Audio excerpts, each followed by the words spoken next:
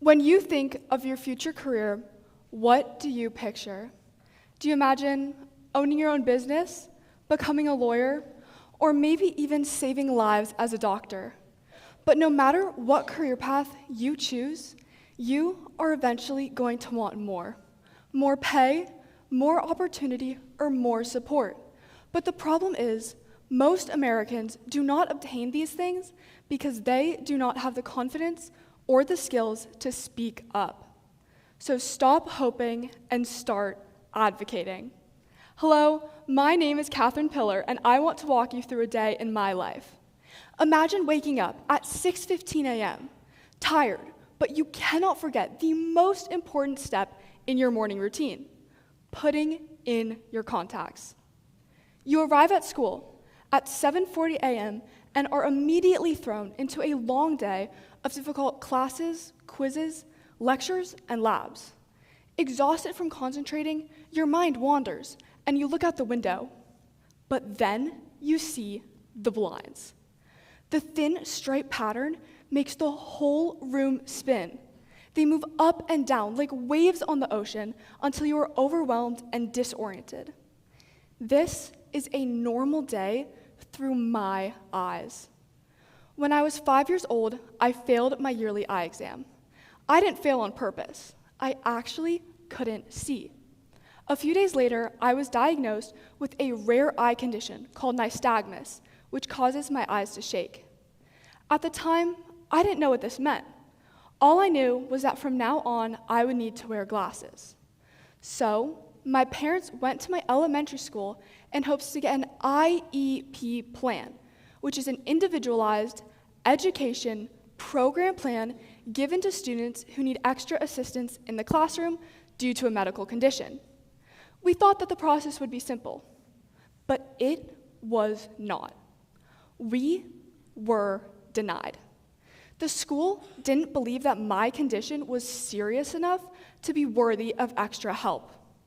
And that is when I realized something so important. Needing help is not enough. You have to ask for it, and sometimes even fight for it. And that is a skill that everyone, especially teens, must learn. Learning how to advocate is especially difficult in an overly accommodating world. It's like sitting in a self-driving car. Unless you take the wheel, your decisions will be made for you. This happens every time you stay quiet and choose not to ask for help. And over time, you will lose control, lose your voice, and lose what makes you, you. Because no parent, teacher, coach, or peer knows your needs, limits, or goals. In 8th and 9th grade, my goal was to be the best on my volleyball team. I worked hard and started progressing, but eventually I reached a point where I stopped getting better. Because of my nystagmus, I could not gauge where the ball was going fast enough to react in time to pass. So I had to come up with a solution, one that worked with my eyesight, not against it. I talked with my coaches, and they were able to come up with drills to help me improve. This simple act of communicating my needs allowed me to reach my full potential. And that's when I realized that through advocacy, you don't just get support. You find your voice. You gain the skills and the confidence to explain what you need. In the great words of my favorite cartoon character, Winnie the Pooh, always remember, you are braver than you believe, stronger than you seem, and smarter than you think. Self-advocacy is how you start believing this. You realize that your voice has power, the power to make a difference, the power to ask for help, and the power to speak up. However, advocating is not about being loud or demanding. It's about preventing others from making assumptions about what you need.